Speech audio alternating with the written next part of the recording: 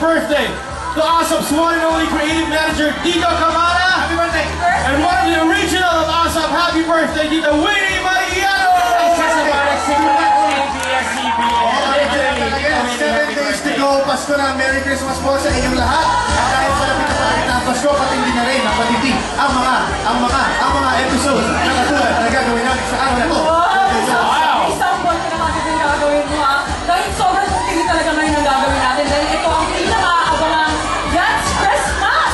Diba? Kung saan, ito po, ang ating mga kapamilya ay divided into 3 groups. May group 1, supportahan ko ang group 1. Ay, yes, kasali ka dito. Kaya po, ito magpapasik laban, kanya-kanyang pakulo, at syempre, kanya-kanyang pasikat. Alam niyo ba, kapamilya?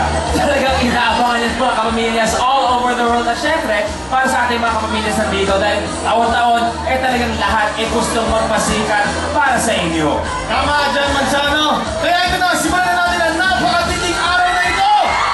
Let's give it up for SB Jensen, Boys Unlimited, Yuki Pep Squad, Happy Feet, Freestylers, and the G4s together with the brightest ASAP Kapamilya.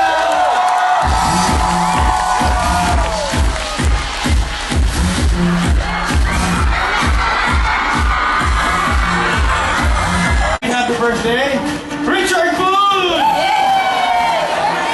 Happy birthday, Richard! Happy birthday, Richard!